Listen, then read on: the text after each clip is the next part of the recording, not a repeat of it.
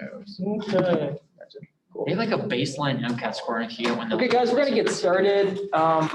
Good evening. Welcome to Carroll College Pre-Medical Club, Carroll PMC's first meeting of 2021. Thank you for coming back with us, and thank you for those who are new to this club. Welcome. We will do a quick rehash of what our purpose is at a later point in this presentation. But for now, this is how we ran meetings last year, and we're pretty much thinking we're going to remain consistent with the structure. And so we're going to try to remain in person. Last year, I think in mid or to late September, we had to go virtual. We're going to hope to remain in person for as long as we can. So this is what today's agenda pretty much looks like. We do our usual COVID-19 case report, which is informed by the Lewis and Clark Public Health Department. We're going to do a reminder of the fundamentals of Carroll PMC, which is exactly what I was referring to earlier, which includes our mission. Then we're going to get into life as a pre-med in 2021. A lot has changed. Everything has been really just pushed back like crazy for everybody, no matter where you're at in the process. So we're going to talk about general advice and advising, the 2021 MCAT dates that are very important for you to know if you're planning on taking it, and the 2022 application cycle, because for those of you who do not know, it takes an entire year to apply to medical school. And so the next application cycle to start in fall of 2022, that's the 2022 application cycle. Then we're going to introduce you guys to our junior officers, which will explain more about those positions. And we alluded to them a little bit last year, but basically they are the people who are going to take our places come May. And they're going to undergo a sort of mentorship process throughout this year to make sure that that power transmission is as efficient and effective as possible. We're going to talk about some club prospects for the future. So this semester's topics, stuff about the Carroll PMC shirts that we've been discussing since last semester. We're finally getting some headway with those things, and we have the funds available now to afford them. So we're going to get a good size count from you guys and those guys on Zoom. So then we can figure out exactly what we're ordering. And then talks about our Carroll PMC motto, which I'd like to get placed on the shirts. And it's something that we'll discuss and plan further. And then we'll inform you guys about what's coming up in the next meeting. So in addition this semester to informing, exciting, empowering, and involving each and every one of you guys, I like to set the tone of the meeting with two questions to keep in mind for all of us. And one is, why am I here? And then the second is, why should I care about this information? So in keeping these questions in your mind, you should be able to answer them during and after our meeting today and future meetings. And we understand everyone's schedule is busy. And so the officials using the Inform, Excite, Empower, involving each and every one of you guys. And also members participating. We hope to keep those two questions in mind, and we'll have a successful meeting. So for the COVID-19 community update, since our last meeting, an increase in total numbers compared to our previous meeting had jumped from 40,118 to 92,619 in Montana. The county numbers have currently decreased actually by 135 from our last meeting. And the total deaths, unfortunately, have increased by 739 in the state of Montana from our last update, and with 52 being reported from Lewis and Clark County. Cool. Okay. And today, guys, it's going to be a lot of information just thrown at you guys, which is usually how the first day of classes go. And it's usually how the first days of our meetings go as well. So at any point you guys have questions, feel free to shout them out. At any point, just interrupt us. Because we want you guys, at least this semester, to be as engaged and as actively participating in the presentations and the meetings as possible, because that demonstrates the most utility out of these things. You'll get the most out if you're involved and engaged. And we have some plans, as you'll soon learn, for the couple of future meetings we'll have, to where you guys will be actively engaged in all sorts of different activities that are, of course, COVID friendly. But please ask any questions to make this presentation as impactful for you guys as possible. And so we are going to return to a question that I asked all of you guys that were at the first meeting last year, which is, what is pre-med? And can somebody give me a definition or a shot at what they believe is pre-med? Like define pre-med for me. Anybody? Or maybe like some descripting words, like one or two words. Like Sure, yeah, actually that'd be even better. Anybody? I think at the last meeting you said it was like a lifestyle. Mhm. Very good. I like that. Pre-med is a lifestyle. Yeah. Anything else? Any other ideas? Just shout it out. Did you say empathy? That's a good one. Yeah. It takes a good caregiver and a good pre-med in general. And they're both of them are sort of the same, by the same token. They're empathetic. Can I have one more? Let's hear one. What is that? Preparation. Preparation. Yep, preparation is key for success in this process. And this is a hard question because pre-med is kind of like an adjective, or it's a descriptive term. It's not really an entity. And I think entities are a lot easier to assign definitions to. So let's try this question. What is a pre-med? What is exactly a pre-med? Which, I mean, there's all sorts of different forms and ideas of pre-meds in this room. I don't have a count, and I don't have a count of as many people as who's on Zoom, but there's a lot of different ways to define this. So while this is an entity, it's pretty hard to put a solid definition towards it. I'm going to try to do somewhat of that in the next 5 minutes. And I'm going to do so pictorially. And so we'll investigate this as any good scientist would and as any good pre-med would. And so we have our standard pre-med, fresh in undergrad education, ready to tackle the world.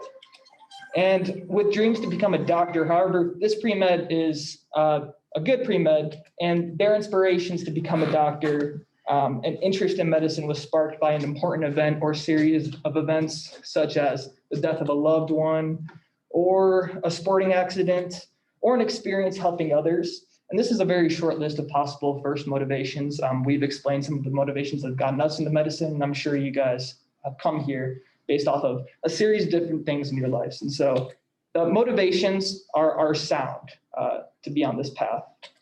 And the pre-med seeks to expound upon their interests and define who they are in college, primarily through deciding on a major, the people that they hang out with, and some work study jobs, and campus extracurriculars as well. This is a time in which one is trying to define themselves, and the pre-med is trying to figure out whether or not this is right for them.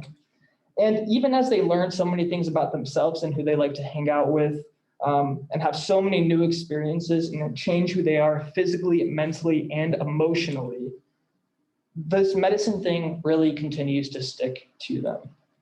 And so in addition to schoolwork and hobbies and occupations, the pre-med begins to explore medicine further through things such as volunteering, shadowing, and even jobs like scribing, CNAing, EMTing, and phlebotomy as well.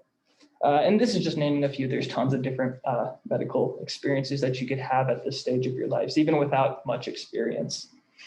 All is well, and the pre-med's interest in medicine is quite strong. But then things begin to get more difficult. Classes begin to get harder. Friends begin to ask why the pre-med can never hang out anymore. Parents begin to question what the pre-med is going to do with their degree when they graduate. The glamour of a fresh medical career fades, and the pre-med begins to realize the true dark side of humanity and their coworkers, patients, and themselves. The pre-med has to take a 7-hour, $315 exam that tests material ranging from buoyancy force in physics to Sigmund Freud's sex stages. The pre-med spends months working on a 5,300 character essay about their life's purpose,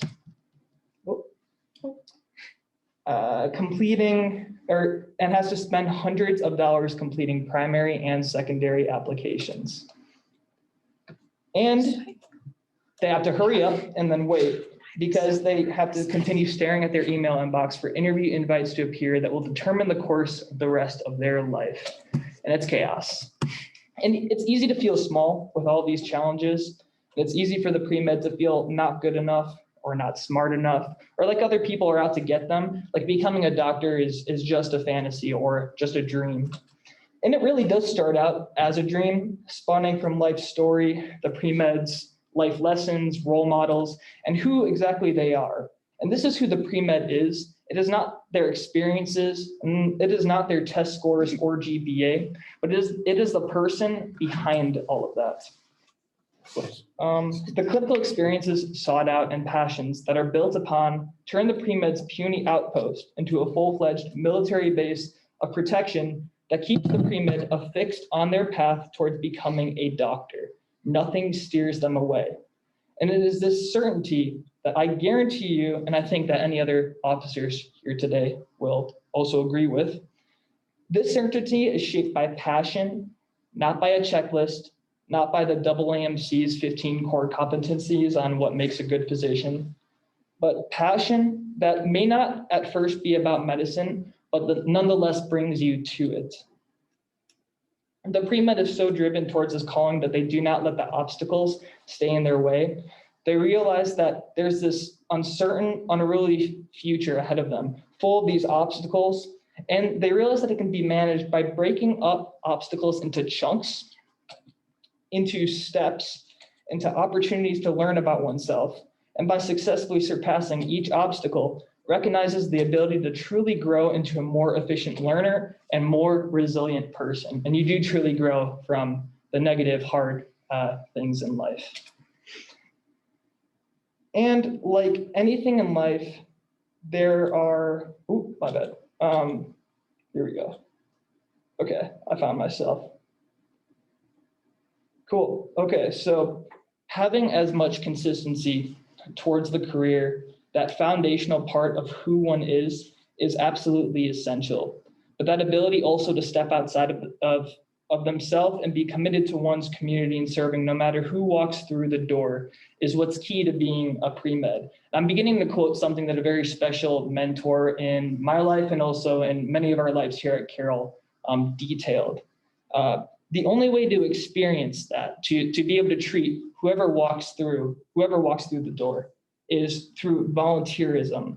And volunteerism that is not necessarily clinical, but is just about helping people that don't have, that are marginalized. And it could be because of the ethnic group they're in, or the socioeconomic group that they are a part of, or the disease that they have.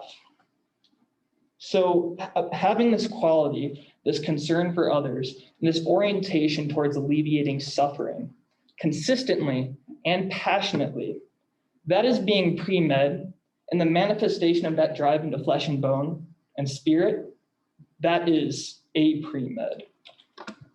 So that hopefully gives you a bit more extensive and elaborative definition of that concept, which is something that all of you guys are going towards.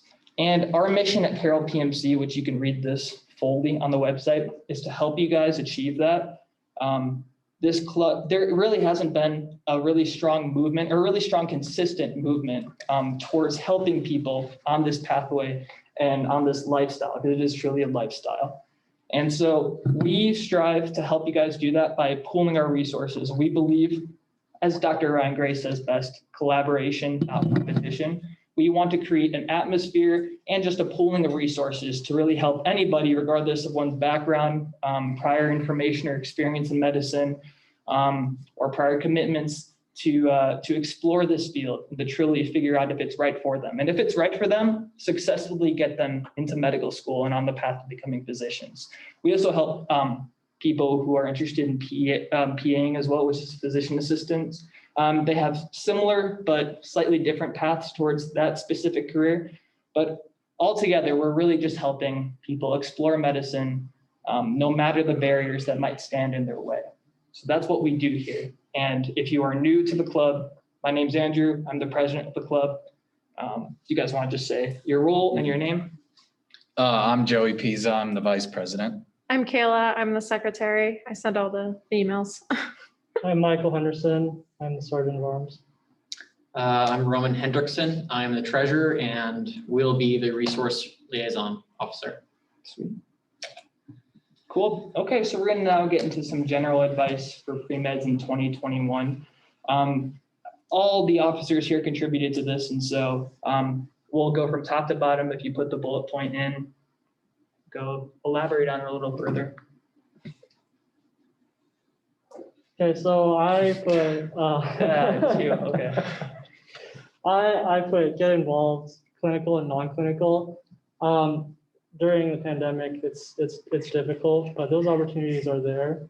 I can speak from some experiences and elaborate on that if you'd like to talk about that. But really something I recommend is just seeking those opportunities because they are there. And maybe the first email or the first application doesn't get reviewed or doesn't get you an interview for a job position, but the continuing of trying is an element of a pre-medical student, and it's a part of the lifestyle, and just keep getting yourself involved. So investing into your own well-being, who put that on there? You know, that may have been me. I don't really remember, but your mental health matters at the end of the day. Like, don't ruin yourself trying to pursue a goal. I definitely think you should pursue your goals, but make sure you take care of yourself while you're in this process, because at the end of the day, you can't pour into other people if you don't have a full cup of your own. Weekly goals list or bi-weekly self-assessments. Is that you as well, Carroll? No, I just didn't know if any other officers. That had does sound like you, actually. Yeah, I kind of sprinkled through all of them, but Okay. so it's good to get a check-in, whether that be like from a friend, so someone to talk to, or just like having a notebook or journal to just see where you are this semester and just be real with yourself and seeing how not only you can help yourself, but the people that are around you.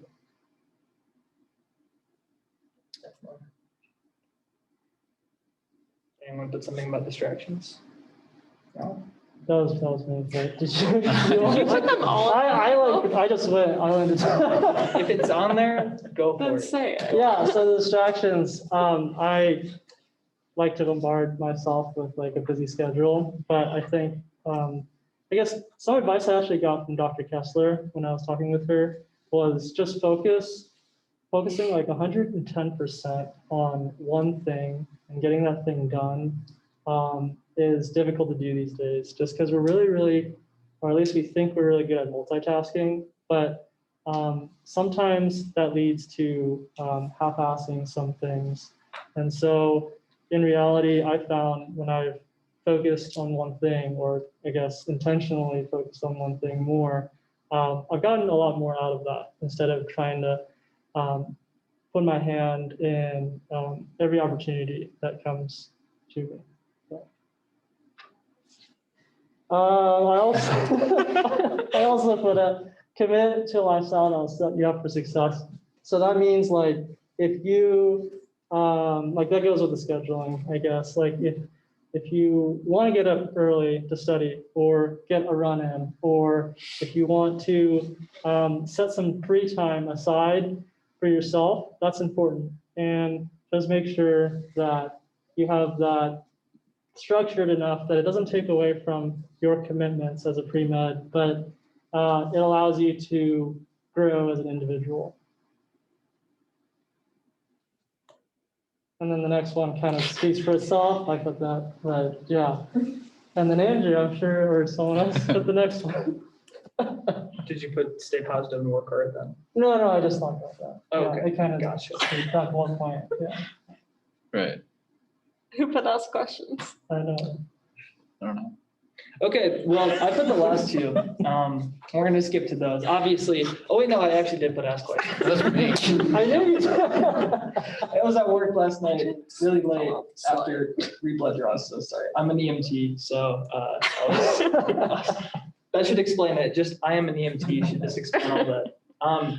So asking questions, I think it's pretty, I think that's very important. In classes, I guess in general, just, and I'm not saying that we are not like this because we are, like as college students and even in high school as well. I mean, it's probably even worse in high school, but in college especially, we have really large egos. And those egos prevent us from asking questions because we feel like we'll feel stupid. And you will feel stupid, like it's the truth. But I feel like it's okay to be stupid in a sense, because in that way, you're becoming uncomfortable, or you're becoming comfortable with being uncomfortable. And you're going to learn a lot from it, because you ever notice like things in life, like you really think back, it's just like, man, like I messed up that one time, and gosh, like, oh, like you get that like feeling in the pit of your stomach. It's like, oh my gosh, like I never want that to happen again. Like, do you realize how greatly you prime that in your brain? You'll remember that for the rest of your life. Don't you wish you could do that with like OChem or like biochem or something? Like that, you can technically ask questions, like get up, and soon you'll feel comfortable with it. And it's a great way to prime yourself. And it's a great way to show initiative in class. Sure, you look stupid. You might like have a few gunners in class, or a few people like talking like, oh man, like they ask questions all the time, but and then the tests come in, and then, you know, that's it. Once the tests come in, I mean, it's worth it. To add to that, I mean, even like answering questions too, like if the professor like asks the question, I know in this last week, I probably answered 5 questions wrong. So and I said them out loud, and I was like, shoot. Me too. Well, I'm definitely not going to forget that answer now, like that I got it wrong. Yeah. And So- with the letters of recommendation email coming out, and you having to ask all the professors, it's really nice when the professor knows that you're someone that was in the class, that was engaged, that was asking questions, that was answering questions. Even if it was wrong, the teacher still, it's better than a silent classroom, and they really appreciate that. Yeah, definitely. Being patient is the next one I put on there. And this speaks volumes to myself in particular, and we'll get to you guys soon actually too, because I think it'd be interesting to elaborate on this further. But I am the only one of us that's currently in the 2021 application cycle. I submitted my primary applications in late July, submitted my secondary applications in late September, and everything interview-wise has been pushed completely back to the point where it's like, it's January 28th, and I haven't heard anything except a few updates stating you're still in consideration, like this process is still going on. So everything has been pushed back like crazy in my process, and everything in general for pre-meds, especially in 2021, has been completely considerably pushed back in ways in which this process is never going to be the same again. The stuff that we said last semester, a great portion of it is going to be obsolete by after next summer, which is why it's very important for the junior officers to be prepared to edit and evolve these slides, because it's going to be different. It's going to be a lot different. It could be MCAT less. There could be even more obstacles in the way. Who knows? We'll see with time. But really, the important thing is just to be patient along the whole process. Again, it's going to build your resiliency, and overall, it's going to make you to a better person. It's wasted energy to harbor on certain things that are out of your control, and it'll be worth it in the end. And then lastly, just to remember to enjoy the ride. A lot of us here are seniors. 4 out of 5 of us are seniors. We are in the last stages of our academic careers at Carroll, and we have given up a considerable amount to pursue this path, whether it was for studying for the MCAT or applying, or really hammering down on classes and not going out and partying and getting drunk on weekends or weeknights. Not that I know anything about that.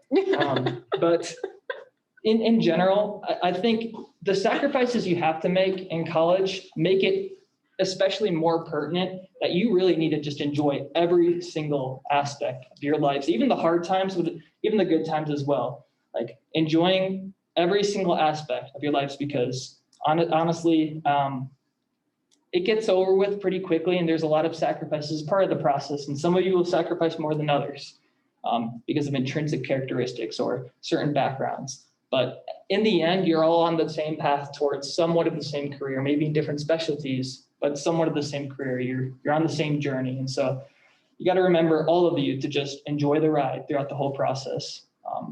And trust me, it'll be worth it. Going off of that, I can say there are lots of really sucky times the last 4 years, but if I think about it, the last 4 years were probably also the best 4 years of my life so far. I've had great memories and great experiences, so it's really just a balance of things. So enjoy it. It'll be over before you know it. Sorry, this is me. I saw this. If you've taken OChem, you understand this meme. Basically, it's saying the MCAT takes my will to live away. I feel that way. Joey, how about you? Yeah. We both took our MCAT on Monday. It was a terrible experience for both of us, to say the least. Yeah. So And we're assuming you guys are aware of what that is. But it's an 8-hour exam. You take it in a testing center. I got ID'd more in those 8 hours than I have probably in my entire life at every bar in Helena. You'll nervous shit like 5 times before Every break. Yep, every break. Luckily, I took the 7:30 a.m. session, so I didn't have to wait all day. It was terrible. I'd never want to experience such things again. I immediately left testing center, went to my car and got my phone and went to 10 Mile Brewery, which is across the street. I'm being honest with you because that's what you need to do. And I hope all of you can do the same thing when you take your MCAT. It was terrible. Never want to do that again. Anyways, it's a part of the process. So my advice to you and some of Joey's, would be you will get tested on what you're least expecting. For example, there's high yield materials. High yield stuff is amino acids, metabolism, physics. You'll learn the high yield stuff as you are studying. Every practice test I took was probably 75% high yield material. My test on Monday was 0% high yield material. I had one amino acid question. They tested me on everything I didn't know and nothing I did know. It was terrible, but I guess I should have expected that. For the most part, amino acids are so high yield that people say you should not take the test if you don't know your amino acids. You come up with mnemonics to remember what groups they're in. They are usually quite inappropriate. Mine were, I think Joey's were as well. Yep. They're probably different. Metabolism, things like the citric acid cycle, glycolysis, stuff like that. No one's going to ask you what the third step of glycolysis is. For example, they'll put a glycolysis enzyme in there and they'll ask you a question and expect that you recognize that's a part of glycolysis and be able to examine like what part of the cell this happens in. Physics is pretty high yield. From my experience, it was mostly second semester physics, which I'm currently in second semester physics. So you can imagine how much experience I had with that. And in direct contrast to that, there's a chem phys section and my entire chem phys section I pretty much wrote down, I calculated probably 3 questions. See, and the rest was conceptual. And so we took our tests on the same day, but at different times. And my test was 0% chemistry, 98% physics. I did so many calculations and you don't get a calculator. So I'm forewarning you, if your math skills aren't great, figure it out. Yeah, like now. Multiplying Avogadro's number by like mole calculations are absolutely the worst thing that you could ever get on the MCAT, but it's pretty manageable once you start rounding and stuff. Yeah, 100% rounding. So every MCAT is different. I hate to tell you, but you probably need to know it all, but you will not know it all. So, I mean, that's how it works. Studying is the most important. I felt personally, if I could look back on the past 2 months that I studied 8 hours a day, I wasted a lot of time doing content review. I should have done more practice problems and I did a lot of practice problems. I took 9 practice tests. And I did a lot of practice problems on the day I wasn't taking practice tests, but if I could go back, I would have done less physical content review and more practice tests. Yeah. How do you feel? That was one thing was I wasn't confident with the material that I had learned throughout college. I thought that it was just going to be another ACT where I completely forget what I learned in 5th grade and all that stuff and don't know how to long divide or something. But so I spent a lot of time on material and then for the last 2 months, I spent a lot of time practicing problems and I definitely wish I would have practiced more problems rather than just I was pretty much reading a textbook the whole time. So one of my points was don't take it until you're ready. And ready's in quotes because you will never feel like you're ready to take the test. By ready, I mean, you're going to have a goal score of what you hope to score in between. And by your practice test, you can expect to score most of the time within what you've been scoring on practice tests. So if your goal is to score a 515 and you have been scoring a 503 on your practice test, probably don't take the test because you probably are going to score around a 503. For those of you who do not know, the MCAT is scored from 475 is the lowest to So 528 is the highest you can get. The average MCAT, or the average applicant had an MCAT score from 511 to 512. So Carroll's average this past year, as in Andrew's year of applying, was 505. And the year before that, it was 504. The highest last year was 518. 500 is the median. If you're like, If you're above a 500, you're probably yeah, okay. If you're below a 500, probably should retake before you apply. Practice like you play. So this might seem a little extreme, but every practice test I wore the exact same outfit I was going to wear on test day. Considering we're in the middle of a pandemic, I practiced with the mask on. I also wear glasses, so that was another factor. I packed to the same lunch every weekend. So on test day, I brought Jimmy John's with me, and every weekend I had Jimmy John's for lunch. you also wear noise canceling headphones when you take it, I where you wear have the the choice to. earplugs. Yeah, or earplugs. And by the end of the exam, from having the headphones on for so long, I was like disoriented and dizzy. Yes, I feel the same And way. could no longer read, and I was like falling into my monitor. So I had to take them off and stand up for a second. But so I would kind of recommend, it's kind of a funny thing to practice, but definitely like try being that disoriented for a little bit. So a little bit on that, you also take it on a monitor, and I wish I knew this, but I have spoken to Wes literally like 2 days ago, and we have interview rooms where people can go do their virtual interviews because of what's going on. And Wes says you can book out one of those rooms and take your practice MCAT in there. So it's literally very similar to the test. They're like, you're alone and there's a monitor and there's nothing. And I think that would have been really helpful because I took all my practice tests on my laptop, which is different than having, I mean, granted, this is a Mac and that was a Windows and a keyboard and a mouse. So definitely. And the monitor's like this big. And it doesn't but fill the test is screen. This big. It was ridiculous. Yeah, it's big. And they sat me underneath the air conditioner. So it's cold outside and there's like 70-degree air blowing on me the entire test, which was great. Okay, moving on. Take breaks. Your mental health is worth it. Like I said, I told myself I was going to study 8 hours every single day of the entire break and every Saturday take a practice test. Every Saturday except one, I took a practice test, but I took that other one on Sunday. But I also took breaks. So once I was done for the day. We weren't looking at MCAT stuff. I went out with my friends. We went out drinking. We did whatever. Take breaks. You cannot kill yourself studying for this test. COVID procedures, it's really disinfectant-y. Like you have to show your driver's license before they like let you leave the room, and they would like grab mine with a Lysol wipe. I'm pretty sure my driver's license got cleaned more in those 8 hours than it has ever been. I'd also probably recommend trying to take it in Montana rather than if you live like at a different state. 'Cause Yeah. For Andrew's stories of going to the testing center, it was like, you go to the bathroom, you fingerprint, you come back, you fingerprint, you do all this stuff. Somebody's We like didn't have to do watching you. that. Yeah, but we just come out of the No. test and we're like, all right, we have 10 minutes. They're like, okay. And we're like, can we go to the bathroom? And it's like down the hall. Yeah. So Like you could have done anything really. Helena's they're was just like, super yeah, go ahead. cool. Like I literally could have had hidden, I didn't, but I could have had like hidden notes in the bathroom and they probably wouldn't have known. Like the bathroom was outside the testing center. Andrew told Joey and I, you can like bring in layers and take them off. And our guy was like, yeah, you can bring in a light jacket. Like that's fine. And so like on one of my breaks, I was the only one out there because not everyone starts at the same time. Like as soon as you get admitted and like cleared, like I had to like pat myself down so many times. They checked my glasses for like cameras. It was really intense. But on one of my breaks, I was the only one out there and the guy was talking to me. He was like, what type of a doctor do you want to be? Like they were super cool. And so I feel like Andrew had a much more intimidating experience than we did.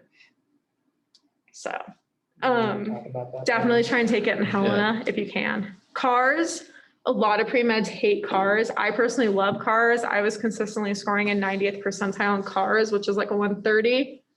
I'm not trying to brag. What'd you get on cars? I'm joking. Anyways, the only reason I did so well on cars was because I swear to God, I did 5 cars passages every single day while I was studying.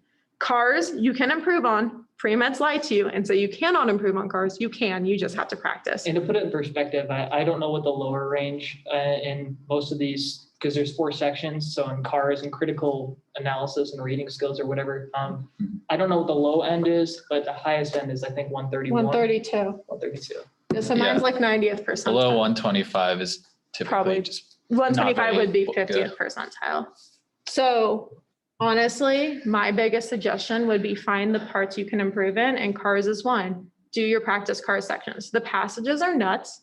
I can't tell you how many passages I read and I was like, WTF am I even reading? Like, this makes no sense.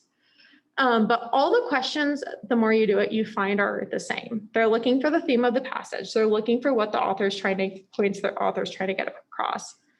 Who's saying what and what their credentials are. Is their argument valid or not? And so the more you practice these, the more you get to the point where you're just reading the passage for what they're going to ask. And it becomes super simple. Yeah, I didn't really do a lot of cars passages because I just absolutely hated the questions, but somebody told me that a good way to study is to read for enjoyment kind of, and not read for knowledge. So I did that. And then when I got to the test, I was reading a lot faster than I usually do because I'm an awful reader. I probably haven't read a book since it was assigned senior year of high school, but. So I'm I with read a Joey little on bit. that. I don't read very often.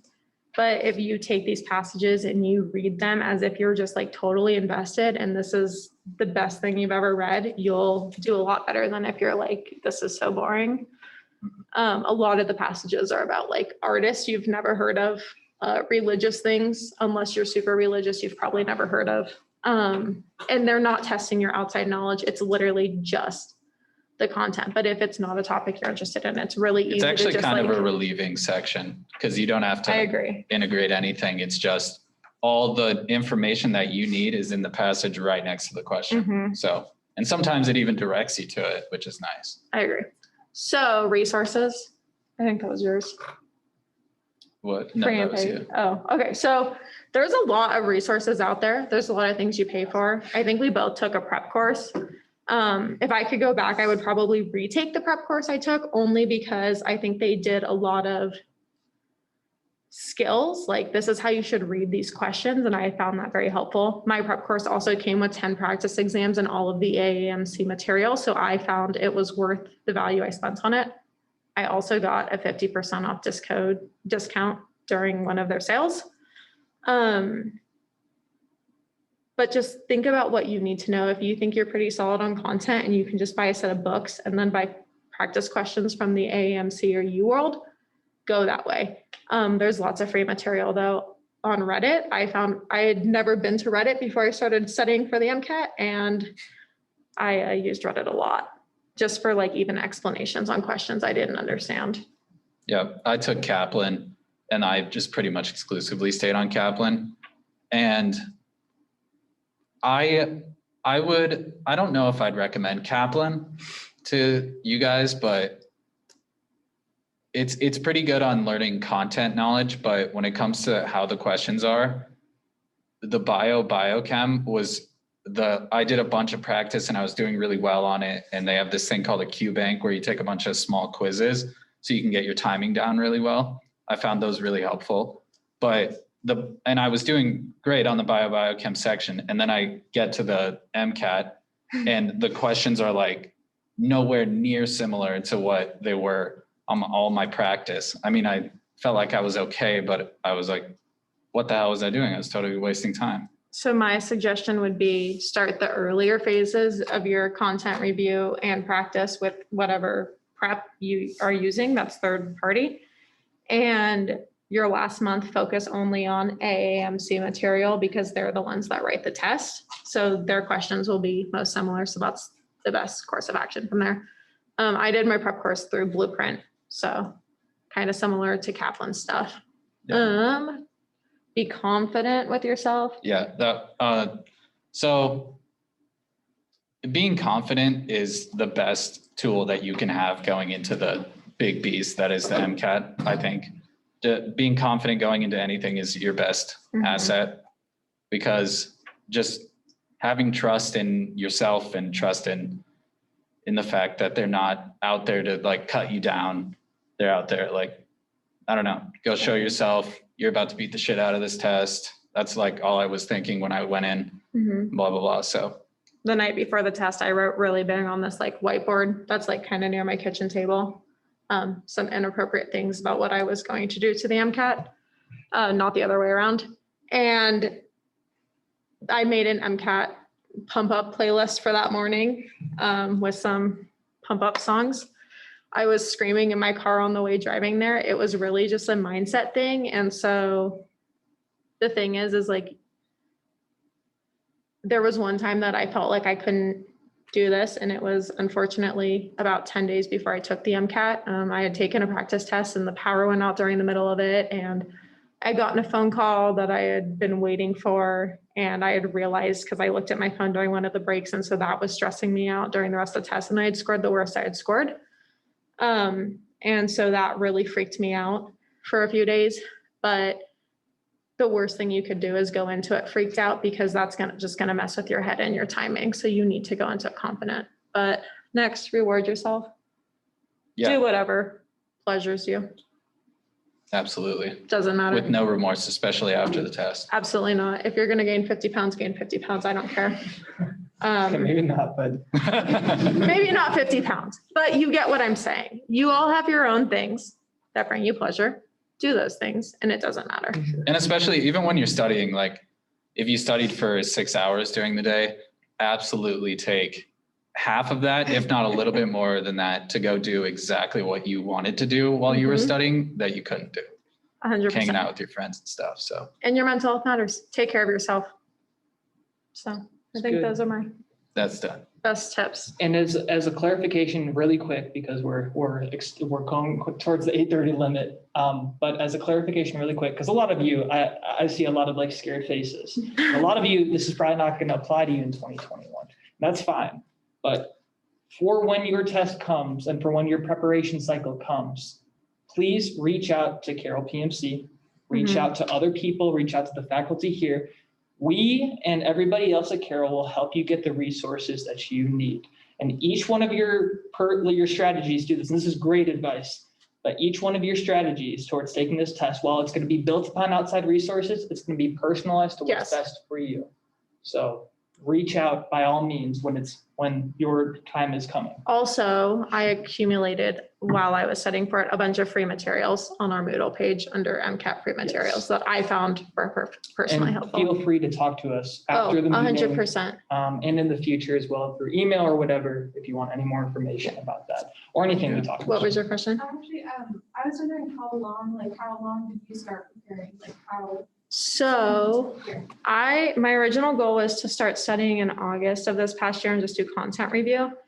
Unfortunately, what I thought was going to be my easiest semester ever turned into a bunch of busy work.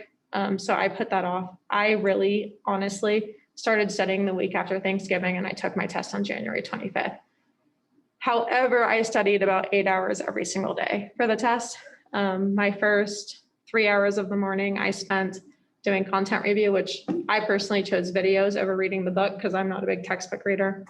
And then my last 5 hours, I did various Q banks and practice problems. And then every Saturday I took a practice test and every Sunday I reviewed the practice test. Yeah, I did content review for 2 months during the summer. And then over the break, I did a little bit more content review and then a bunch of practice questions. And I only took 2 practice tests, which I don't know if I would have taken more. They sucked, but I would probably recommend take more than 2. Most people put in about 500 to 600 hours studying, whether that's full-time or part-time. Yep. Okay. Definitely, but we'll see. We are going to skip ahead a little bit. Our next, Hang on, I need to talk about this really quick. oh yeah, because Real go quick. for it. Yeah. go So, for it. January 15th, I want to say, if you are planning to apply this cycle, the MCAT dates open for April, May, and June. In May, AMCAS will open, so you can start working on your application. In June, you can submit. For DO schools, May, it'll open. You can submit in May. However, the schools will not receive them until mid-June. Letters of rec, Dr. Hokit is writing our letters of recommendation for our committee letters. He sent out an email via handshake yesterday or today, I want to say. Yesterday. We talked recently, he would suggest making a meeting with him if you are going to be applying. You should have 3 science, 1 non-science professor. You should talk to them before you write them down. He will send them an invite. Basically, they ask the professors to rank you academically from 1 to 5, rank your personality and your like qualities as a human 1 to 5, and then write a paragraph. Dr. Hokett's way of writing these is the first few paragraphs will be like, our committee ranks this person on average, this score for this score for this. And then he will literally say, this professor, this student had for X, Y, and Z classes. This is what this professor had to say about them. And he copies and pastes it verbatim. Right now, if you are applying this cycle, you should be studying for the MCAT and thinking about what date you are taking it. You should start personal statement rough drafts. You should start creating a school list, and you should get your AMCAS ACOMAs and your TMDSAS, which is Texas Med School's ID numbers if you're applying in Texas. Yeah, and if you guys do not know what that stuff is, that's okay. Like, if you don't know what any of those letters are for the people who this doesn't apply to, that's fine. It's pretty important to familiarize yourself with this, which you can do by reaching out to us. So I'm gonna have all of us write our emails on the board because we are running short on time. If you have any questions on whatever, like what AMCAS is, Yeah. well, first of all, Google it because it's on there. But if you want it to be more elaborative or more personalized to you, reach out, put bullet points in an email. Tonight or whenever, put bullet points in an email and send it to any of us, and we will give you more feedback. And if you want to meet in person and discuss, that's fine. I have office hours on the Moodle page as well, by all means. And if you don't have access to that, let us know. By all means, reach out to us about this stuff, or anything, even if it's not application stuff.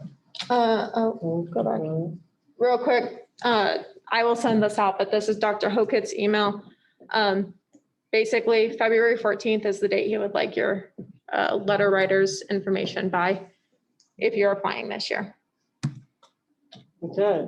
Junior So- officers. If you're a junior officer, will you please come down? And if you're on Zoom, please feel free to unmute yourself. Alyssa, I think that's just you. Okay, ready? All right. Guess we'll start with Roman. Let's try to keep it to 2 Yeah. minutes because we are short on time. My name is Roman. You already know me. Oh, I am intending to. I'm still trying to decide whether I want to do MD. I decided last year that I am going to take a gap year after some personal frustrations, to say the least. And speaking to my own father and discovering my love for analytics, I am deciding that I will be pursuing the lab tech via MSU after I graduate from Carroll to have a sustainable job while I'm applying to medical school. Eventually, I hope to serve with Doctors Without Borders, or as a CNA, I love exploring everything Montana has to offer. And as you can see, I have a little boy, and that consumes a lot of my time. That's all. All right. Thank you, Roman. Thanks, Roman. Matt? Yeah, I'm Matt, obviously. I'm a freshman. I'm from Kalispell. My major right now is biology. I'm minoring in neuroscience, toying with minoring in psychology. Sorry, you're not in the No, camera. you're good. I want to be an MD, but I'm a freshman, so I really don't know why exactly, but I just like the sound of it. I want to go into surgery, and right now I'm kind of thinking either cardio or neuro. On campus, I'm involved with PMC, obviously, Carroll Campus Music Ministry, and then the Talking Saints, which is the speech and debate team. I'm a pharmacy tech at the Osco Pharmacy here, and I volunteer at 4-H, and that's Matt. Thanks, Matt. Thanks, Thanks, Matt. Matt. All right, next. Okay, I'm Amber. I'm a sophomore and I'm from Garfield, Washington. And my major is biology, but I'm also interested in minoring in public health, possibly fine art. My career goals are DO, MD. I'm kind of leaning more towards DO because I'm very interested in holistic medicine or like psychiatry. And I'm interested in traveling with Doctors Without Borders sometime in the future. And my pursuits on campus are Circle K. So if anyone needs like service hours, you should ask me because we do a lot of community service. And I'm also in Engineers Without Borders. And intramurals, any intramurals, and I also work at Show Day or Children's Hospital as an MHT. As well as I was a COVID lab aide over the summer, and so I was able to help package different COVID testing materials, which was really good experience. And I volunteer at Holter Art Museum, and there's my contact info if you have any questions. Thank so you. much, Amber. Michael? Hi, everyone. My name is Michael Ward, and I'm a freshman here at Carroll. I'm originally from Simi Valley, California. That's in SoCal. Currently, my major is biology, and for my career goals, I'm not really sure if I want to pursue MD or DO yet, but I've been looking lately into surgery or emergency medicine. Here on campus, I'm a part of PMC, but I'm also part of the string ensemble. I've been playing the cello for, I think this is 7 years now. Outside of campus, I'm currently taking an EMT course.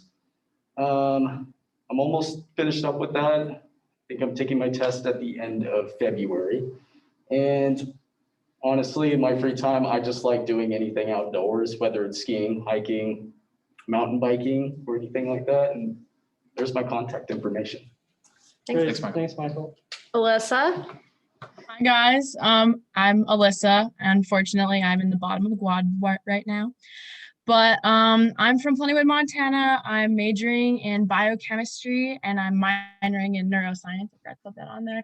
I'm looking at becoming an emergency physician, but I'm also looking at maybe becoming a naturopathic doctor. I also really want to do Doctors Without Borders because I think that'd be super cool. On campus, I'm in choir and I also do volleyball and intramurals. Off campus, I am an EMT. Hopefully, I'm waiting to hear back from St. Peter's Health about being an EMT here. In the summertime, I'm a wildland firefighter, and I also volunteer at God's Love. And there's my contact information. Thank you. Peyton? Hi, I'm Peyton. I'm a sophomore and my major is biology. Some career goals I have are possibly ophthalmology or family medicine. So in Billings, where I'm from, I've done some CNA work and an internship at the zoo. And then here in Helena, I'm a phlebotomist. So if you have any questions about phlebotomy versus CNA, I can try and answer that. I'm also a runner. So if you have questions about being a student athlete, you can ask me or Taylor. And that's my contact information. Thank you. Thank you. All right, I'm Taylor. I'm a junior at Carroll. I'm a bio major, chem minor, and I want to be an MD, and I'm looking into surgery or maybe cardiology or pulmonology. I'm involved with Carroll PMC, and right now I work as a scribe in the ER, and then I also volunteer in the ER, and I also do a little bit with search and rescue, and I'm a part of the Mayfly project, which is like a fly fishing group kind of. And then that's my contact info. Thanks. Nice. Cool. Thank you, guys. Short and sweet. You can return to your seats. We're going to wrap this up in 3 minutes somehow. So we have a lot of prospects for this semester. We have a lot of plans, and you can read all these, but we want to hear from you guys as well because this is tentative. But if you have any topics you want to hear about, please email any of these emails and let us know. We'll do polls throughout the year just to gauge everything and how we're doing. But please reach out to us. We want whatever is most impactful and what's going to help you guys the most. And so there's just a few of them that we're planning on. As far as our t-shirts go, we need sizes, we need a count, and we need your patience as well. And so before you leave here today, for people who are on Zoom and are interested in t-shirts of our club and the designs being created currently, Email me. but it's going to have our logo and everything on it. I'll take it. Yeah. Email Kayla, please. Email or just write on the message as well. Mhm. Do we want to write on the message? Is that cool? Whatever works. All right, just comment in the chat room your sizes that you would like. They're going to be short sleeve. There may be a long sleeve option, but they're most likely going to be short sleeve. They're going to be really cool designs. And for all those of you who are here and interested, just come down right before you leave, and we will put tallies up for sizes. Yeah, and then a motto, we're working on mottos for our club and to be placed on the shirt, more on this soon. We have a poll up right now. I'll reshare that poll. If you guys have any ideas for the motto, fill out the poll, and the person whose motto is voted on will get a prize. So yeah, anticipation, great. Okay, so next meeting's topic is to be determined. We will send out weekly emails on Mondays, just like we did last year, and we'll let you guys know what it is. So yeah, that's to be determined. And exactly at 8:30, our parting message for the first meeting of this semester is kind of a theme that we've been talking about with that initiative and then asking questions and breaking out of the comfort zone. Because breaking out of your comfort zone is the pathway to growth. So with that, thank you guys so much. Don't forget to spray your tables and sanitize your laptops on Zoom. And come up for the shirt sizes if you gues are interested.